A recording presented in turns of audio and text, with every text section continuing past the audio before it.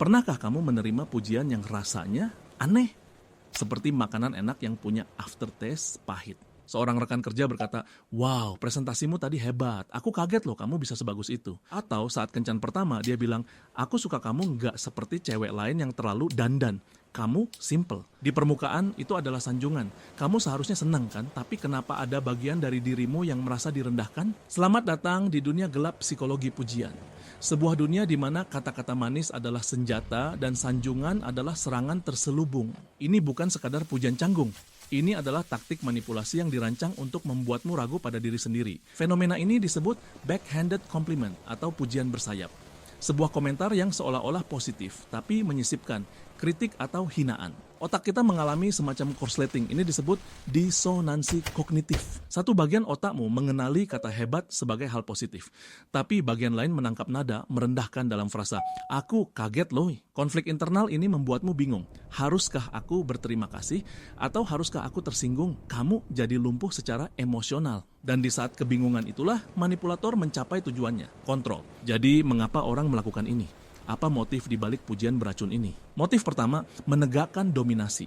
Dengan mengizinkan dirimu untuk menjadi baik, mereka menempatkan diri mereka di posisi juri atau penilai. Kalimat seperti tidak buruk juga secara implisit mengatakan standarku tinggi dan kamu baru saja berhasil mencapainya. Akulah yang berwenang menilaimu. Ini adalah cara halus untuk mengatakan aku lebih superior darimu. Yahya anak hopotusku sendiak. Motif kedua, iri hati yang disamarkan. Terkadang orang tidak tahan melihatmu berhasil, tapi mereka juga tidak mau terlihat jahat secara terang-terangan. Jadi mereka membungkus rasa iri itu dengan pujian. Selamat atas promosimu, pasti enak ya punya banyak waktu luang untuk lobby bos. Pujiannya ada, tapi diselipkan tuduhan bahwa kesuksesanmu bukan karena kerja keras, melainkan karena faktor lain. Motif ketiga yang paling umum dalam dunia kencan, nagging. Nagging adalah taktik memberikan pujian yang merendahkan untuk menggoyahkan rasa percaya diri seseorang, sehingga mereka lebih mudah dimanipulasi dan mencari validasi dari si pelaku. Kamu lucu deh kalau lagi semangat cerita gitu, sedikit berlebihan tapi lucu. Ini membuatmu berpikir, oh apakah aku berlebihan? Aku harus lebih tenang agar dia suka. Lihat, kamu mulai mengubah perilakumu untuk mendapatkan persetujuan mereka. Misi berhasil. Motif keempat, agresi pasif. Ini adalah cara bagi orang yang tidak berani berkonflik secara langsung untuk menyalurkan ketidaksukaan mereka. Misalnya, seorang kerabat yang tidak suka dengan pilihan karirmu berkata, "Wah, jadi seniman ya, hebat, berani sekali kamu mengejar hobi jadi pekerjaan, nggak semua orang bisa begitu." Tersirat makna bahwa apa yang kamu lakukan itu tidak serius, hanya hobi dan bukan pekerjaan nyata. Jadi, apa saja bentuk-bentuk pujian beracun ini? Mari kita bedah beberapa contoh klasik. Tipe 1, pujian kejutan. Frasa kuncinya, ternyata aku nggak nyangka, tumben. Contoh, masakanmu enak, ternyata kamu bisa masak juga ya.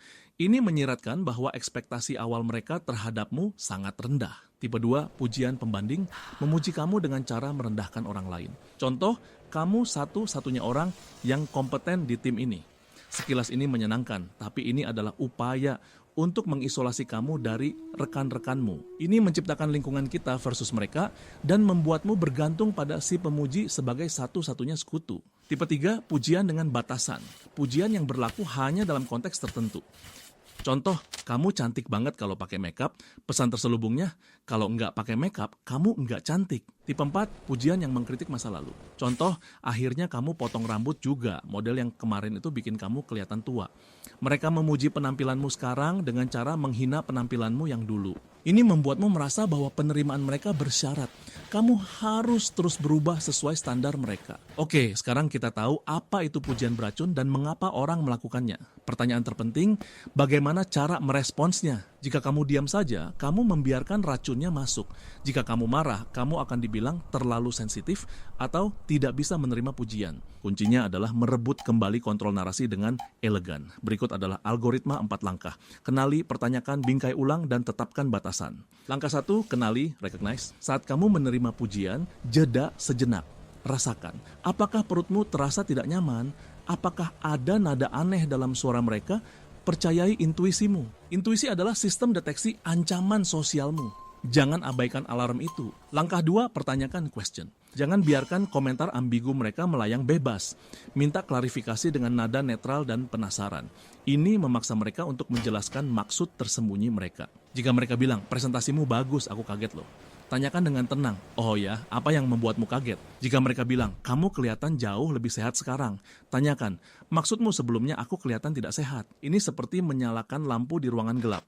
Tiba-tiba niat mereka yang tersembunyi jadi terlihat jelas. Seringkali mereka akan mundur dan berkata, oh, bukan begitu maksudku. Langkah 3, bingkai ulang, reframe. Ambil bagian yang positif dari pujian itu dan abaikan sisanya. Anggap saja sisanya itu sampah verbal yang tidak sengaja mereka keluarkan. Jika mereka bilang, wow bajumu bagus, tumben seleramu bagus, kamu bisa jawab dengan senyum, terima kasih, aku juga suka sekali baju ini. Titik. Kamu menerima pujian soal baju dan mengabaikan komentar soal seleramu yang biasanya jelek.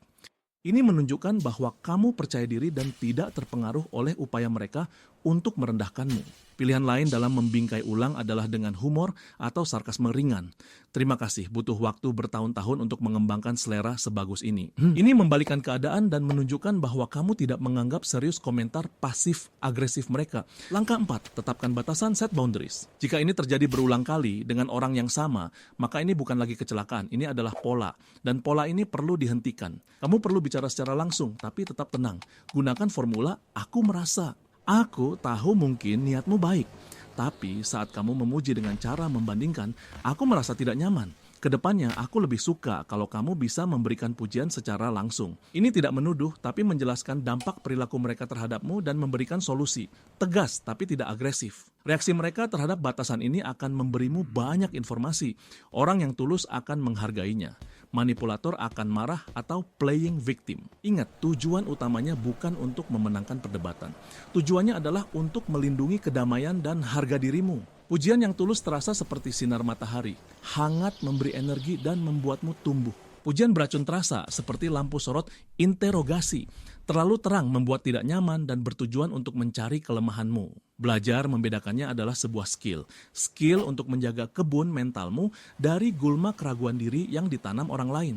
Kamu tidak berkewajiban untuk menelan setiap kata yang dibungkus sebagai pujian. Kamu punya hak untuk mempertanyakan, menyaring dan menolak apapun yang tidak membuatmu merasa baik. Harga dirimu tidak ditentukan oleh opini bersyarat dari orang lain. Itu datang dari dalam. Jadi lain kali seseorang memberimu pujian yang terasa seperti serangan, tersenyumlah, ambil kendali, dan ingatlah siapa yang memegang kuasa atas perasaanmu, yaitu kamu sendiri.